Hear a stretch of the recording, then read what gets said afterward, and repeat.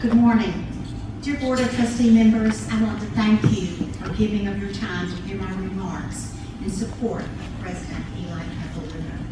Although I know many of you from these meetings and some of you may recognize my face, I realize that many of you don't know me. I want to share a bit of my lived experience at UK to provide some context for my remarks. I am Kathleen McCormick. I'm one of the university's James W. and Diane B. Stuckert Endowed Professors. My focus area is service learning and civic and community engagement. My college home is education.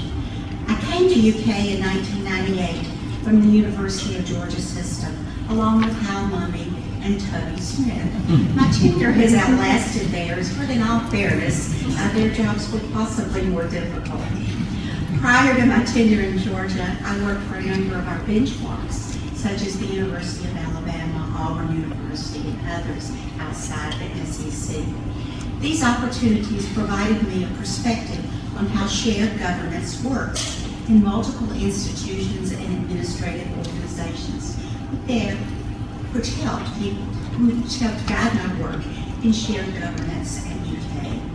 Across my years here, I have served in a number of service roles for the university, more than 8, and so these opportunities gave me a sense of the university beyond my own program in college and allowed me to meet and work with students, staff, administrators, and faculty across the campus.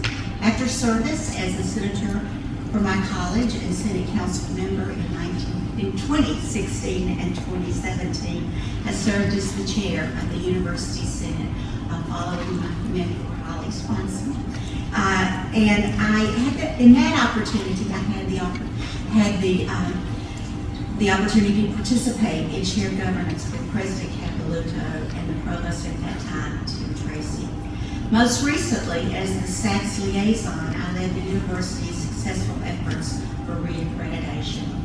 In both these positions as Senate Council Chair and SACS liaison, I worked closely with President Capilouto and Provost DePaula. In each of these activities, I worked for and felt a true and reciprocal partnership with these leaders in shared governance. Certainly, there were sometimes differences in our perspectives, but we most often ended in the right place for students, staff, faculty, the university, and the Commonwealth. I share my background so that you can evaluate my credibility and why I speak in support of this president. Despite these last months, the university under the leadership of President Capilouto has done remarkable things. Here are 5 important examples. First, as many of you remember, the president and his staff led a complete and holistic response to the pandemic. During that perilous close on time, just letting you know. Oh, what? You're running close on time. Okay, thank you. During that perilous time, we set up a field hospital, provided a vaccinations in our community, and continued to keep students, staff, and faculty safe and employed. It was no small undertaking. A second achievement is the record enrollment growth, complemented with housing and support services, retention, and graduation rates. We've also enrolled a record number of diverse students, and we're one of the few institutions in the country who've begun campus-wide efforts focused on the success of first-generation students. All of these efforts have been accomplished during President Capilouto's tenure. These kinds of systematic changes in campus-wide initiatives do not occur in the absence of a strong leader. And finally, President Capilouto is a strong, and I'm more nervous now, is a strong advocate for our Sorry university. about that. We're trying to stick to our 3-minute rule, though, so you Okay, can wind I'm it sorry. up. I Thank thought you. it was 5 minutes for our university in Frankfurt and throughout the nation. Thank you. Thank you, Dr. McCormick, and we really do appreciate you doing that. Thank you so much, and I hate to keep you on tight timelines, but that's our rules. Next, we'll proceed with the President's report. Mr. President.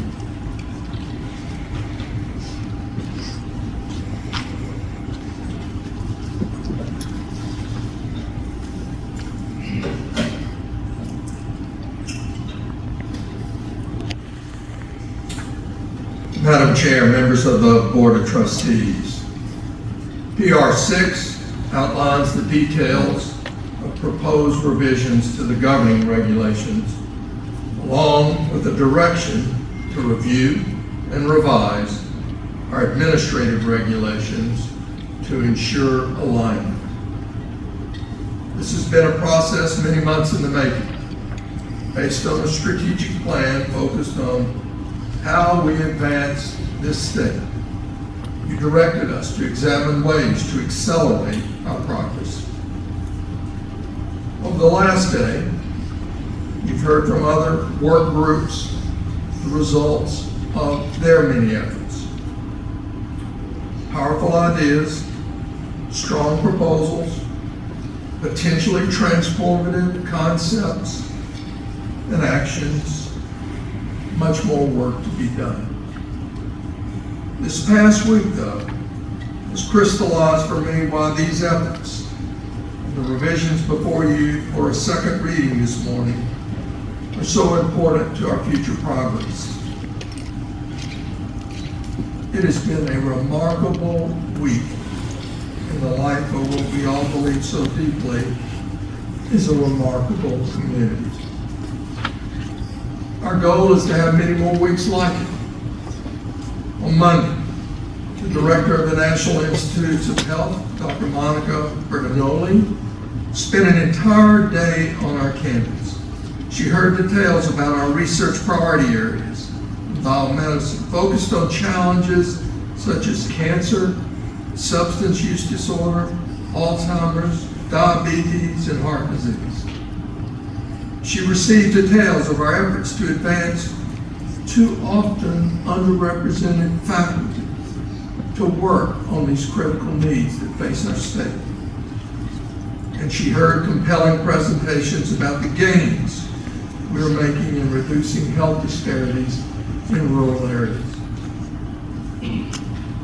They are priorities we selected under your direction, not simply because they attract funding or renown.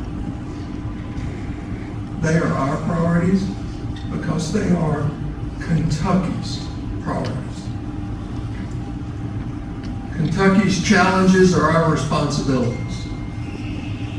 Following a long day, which included dinner with Dr.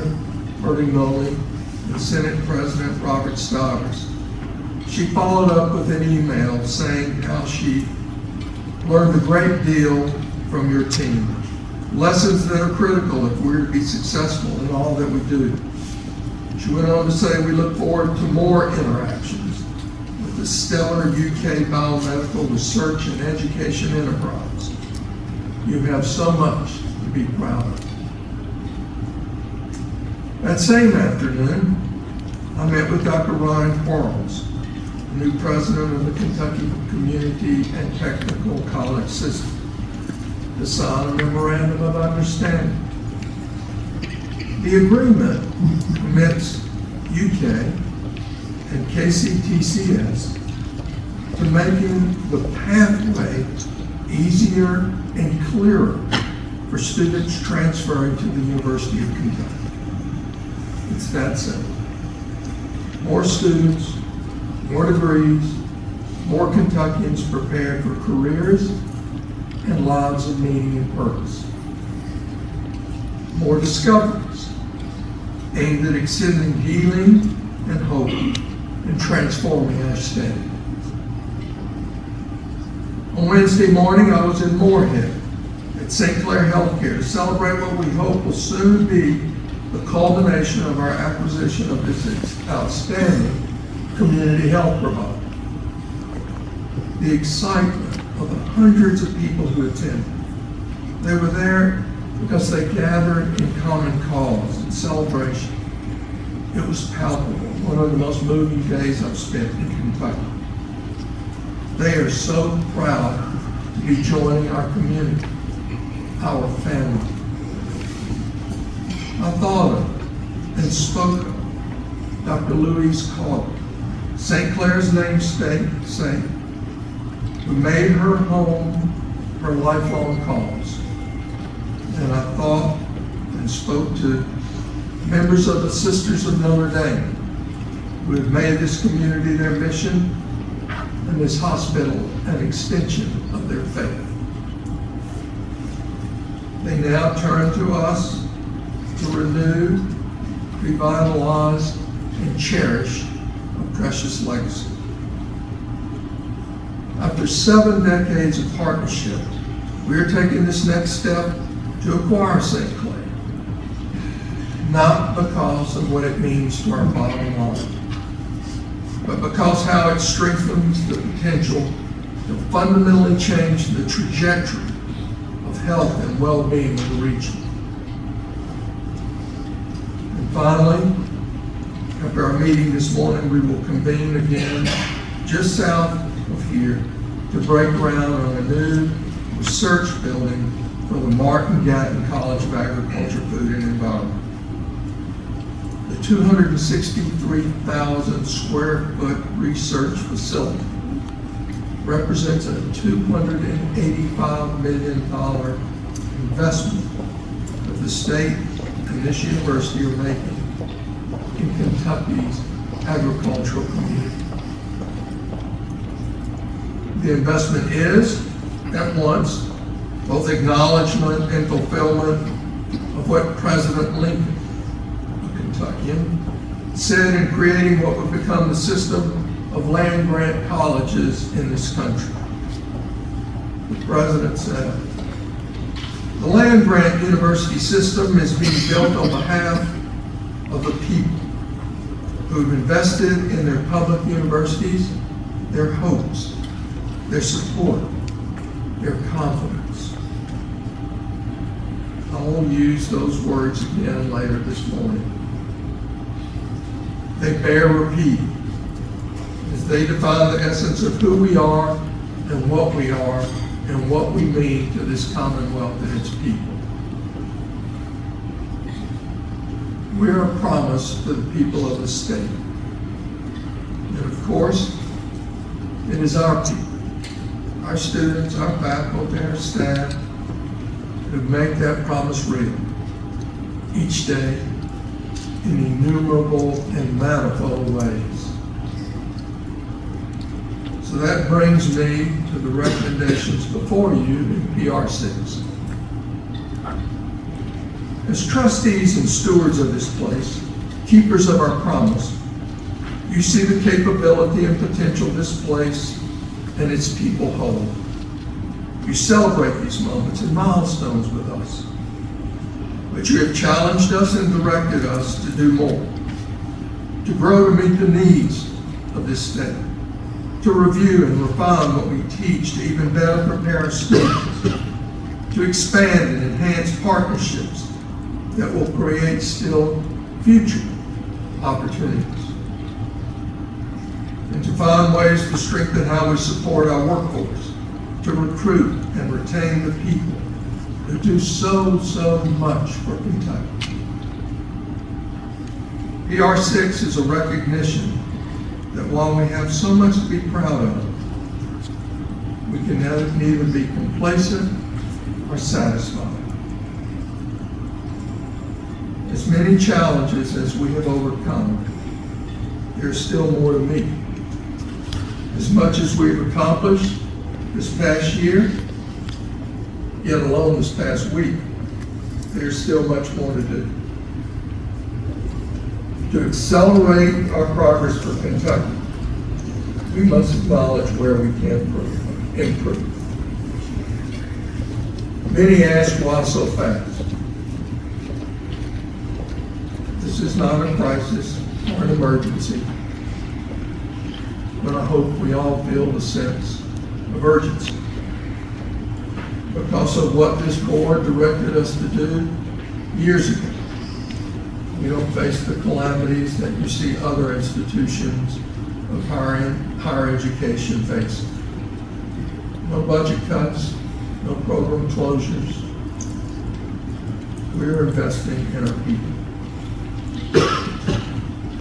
But pause for a moment and think about some of the things that are happening in the world in which we find ourselves.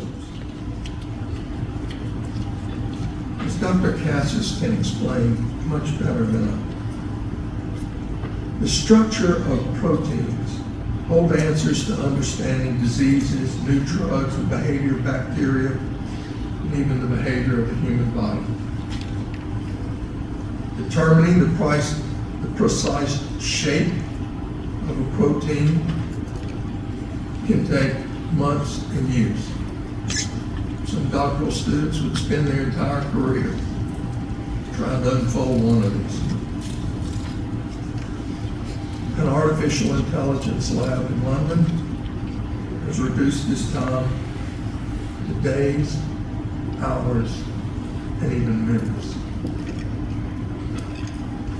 It took 75 years for 100 people to become users of the telephone. It took 2 months for 100 million people to use ChatGPT. It's estimated that 37% of the skills in a typical job today will need redefining every 5 years. 85 million workers need upskilling. 48 million of those in this country have some college credit. They're adult learners.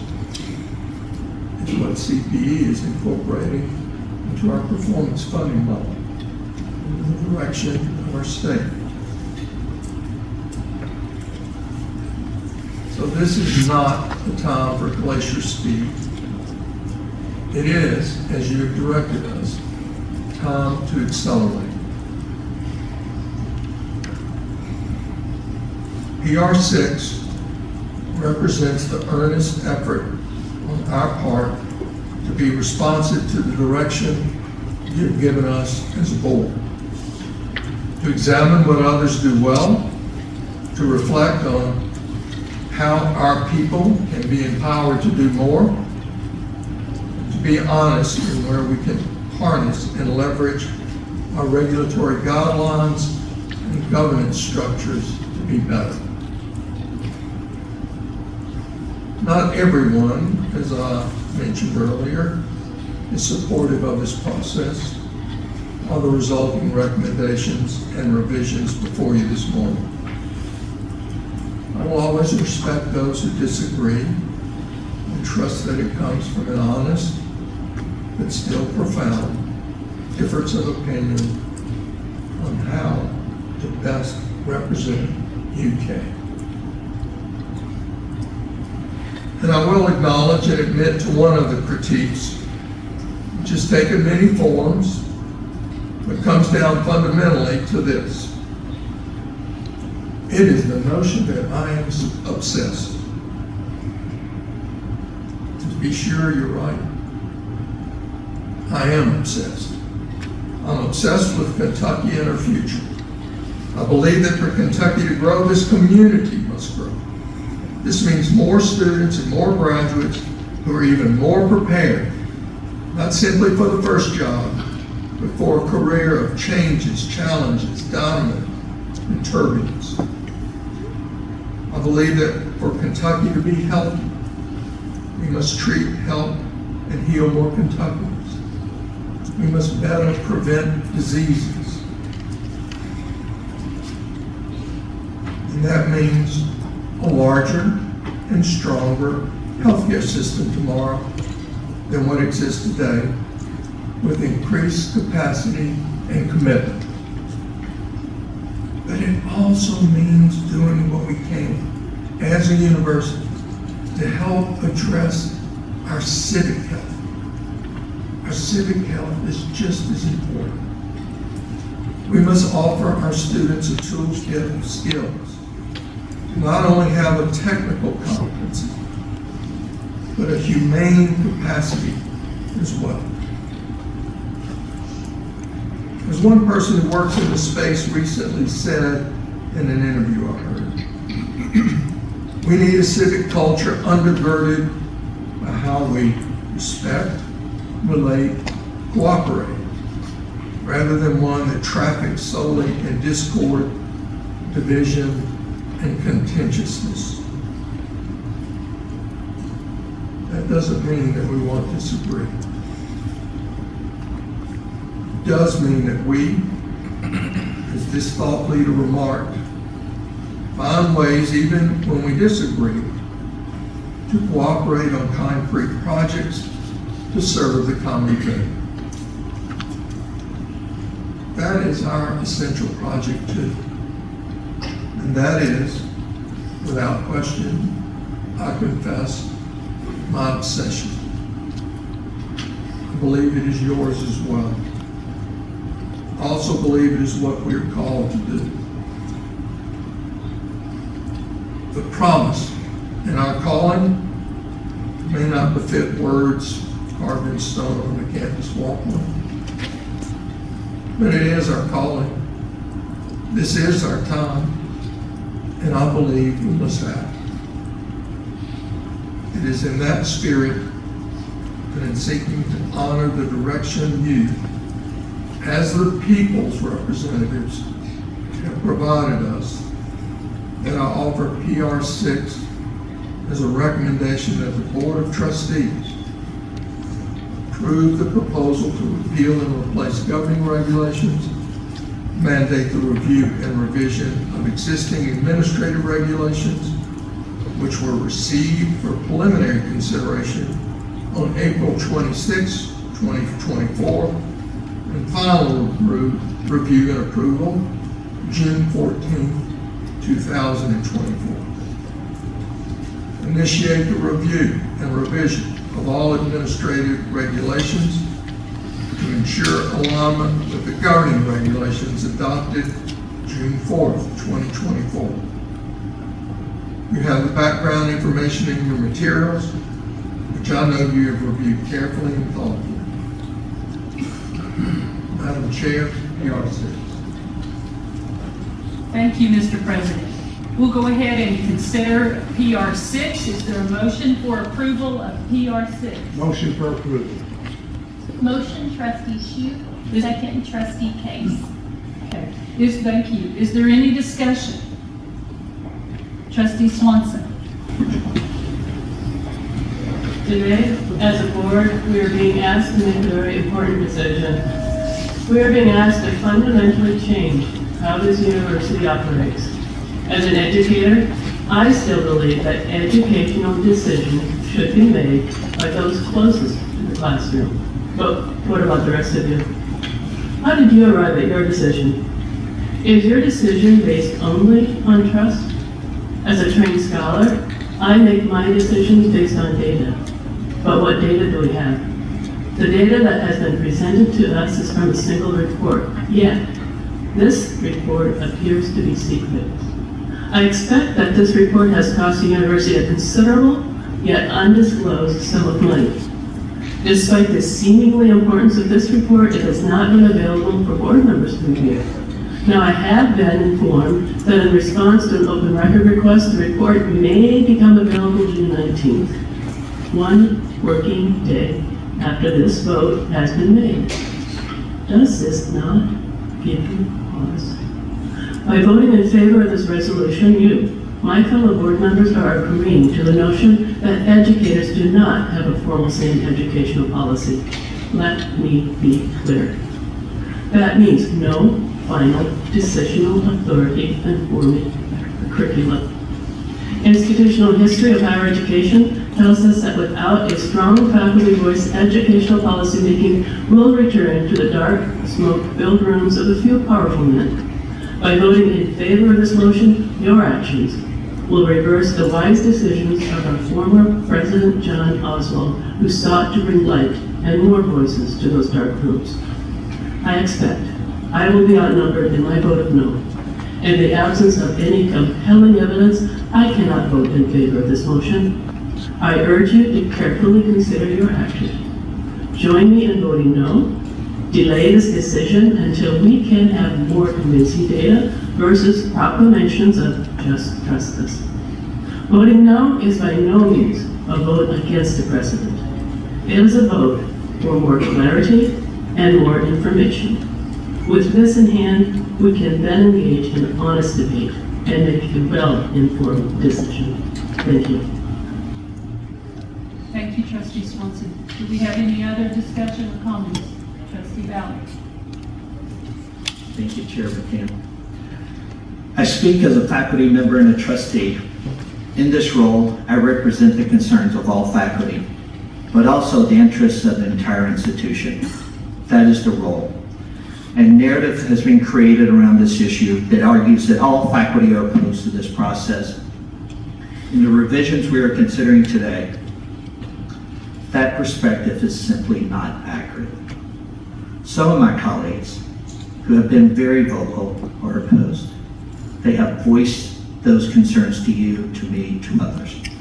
But make no mistake, many faculty, I believe a clear majority of the faculty, are supportive of these measures. You know that the elected student and staff bodies have strongly endorsed this process. Many faculty want to see these changes made as well. They recognize that our processes move too slowly in terms of approvals and subject matter experts being able to make curriculum decisions efficiently. Too often, the colleges where the subject matter experts reside are ignored in proposals around courses or new initiatives. I've seen this firsthand in my college. You heard it from the dean and faculty that spoke in April. President Caputo has done what we requested. He listened to students, staff, and faculty. His commitment to this university and this state is without reproach. He continues to move the University of Kentucky forward in alignment with helping the Commonwealth of Kentucky. It's unfortunate that a few have taken this disagreement and turned it into discord. That is not where this campus is. They are supportive of this president and our mission to serve Kentucky. In that spirit, I also recognize that while I am a member of faculty, and I'm very proud of that, my more important role is being a member of a community, an academic community that depends upon the work of faculty, along with the outstanding work of students and staff. This board has a statutory and fiduciary responsibility to safeguard this institution and to ensure it stays focused on its mission. The mission is to continue to help Kentuckians through education, through healthcare, through research, through service. We must evolve to meet the needs of our state, and these revisions are a measured approach. They are in alignment with other institutions like that. As was stated earlier to me this week by a faculty colleague, and I quote, "Let's get to the next steps of forming a faculty senate and forming the President's Advisory Council so that we can continue to move forward with faculty engagement with the mission of the University of Kentucky." These changes are a reflection of the University of Kentucky evolving to be better and to do more, and they will allow us to better help the people of Kentucky. Thank you, Chair McCann. Thank you, Trustee Ballard. Does any other trustee have any comments? Trustee McCoy? Thank you, Madam Chair. Mr. President, you used the word obsessed. I would call it your passion for this place. It's wonderful. So, your leadership qualities, you embody many things that I admire. Your integrity, your empathy, the things that drive great leaders to do things that are hard. Leading through change, is my experience, is the very hardest part of leadership, and that's where we are today. And I think of this story that you've told us many, many times, the night that you were here for your interview, and you went back to the hotel and told Mary Lynn, "I can change this place." And that is exactly what you have done at every step. And I admire that so much and how passionate you are. It comes through in everything you say. Think of all that we are focused now on something that appears to be negative to some. But all the things that you said in your remarks earlier, of all the great things that have happened in the last 30 days, most universities don't have that many great things this past year. So what you do and how you lead is something to be admired. I would follow you. Thank you, Trustee McCoy. Are there any other comments by any of the trustees? Trustee Case? I would just like to address the president in saying thank you. My first memories of the University of Kentucky was in the mid-70s. I came to a Joe Hall basketball camp. And then in '79, I remember my family moving my sister into Donovan Hall. In the 80s, I attended here. In the early 2000s, my daughter was here. And that's a long span of time. And then came a different span of time. There was not much change. Cataludo time, and we look at this place. It's incredible. I am so proud when I walk around of all the changes that this man has created under his leadership. And I would just like to say thank you. Thank you, Trustee Case. Any other trustee? Well, I'd just like to say at this time before we call for a vote that I followed this process closely. I believe the resulting regulations are responsive to what we asked the president to do. They position us for success in the future, and they're the product of thoughtful deliberation, active consultation, and feedback from across the campus. I do appreciate that there are differences of opinion regarding the proposals before us this morning, and that's to be expected, and it must be respected. As a board member, though, it's our job as a fiduciary and policymaker to determine whether the benefits outweigh the concerns. And I believe the benefits to Kentucky do outweigh the concerns. We needed to review, revise, streamline, and clarify our rules. In a world that's rapidly changing and a service to a state that's trying to grow, we must be responsive. As a board, we expect that of our president, and we need to expect that of ourselves. We've made clear the critical role of faculty, and we've sought to elevate the voices of staff and students. That is all good. And we've made clear, which we must, the important role that this board plays as a policymaker and representative of the people of this state in guiding their university. We, in turn, vest administrative and operational authority with the president. We expect the president to work in a spirit of partnership with our students, faculty, and staff. He has a 13-year record of doing so, and I have no doubt that he will continue that. But change is at times necessary. You have to be open to survive and thrive in this world and dynamic economy. This process was conducted in the right way. People were heard, ideas were considered, and policy recommendations were formed, revised, and improved. These reforms to our governing principles position the university for success moving forward. At this time, I'll ask for the vote. All those in favor for PR6 signify by saying aye. Aye. Aye. Any opposed? Nay. Any abstentions?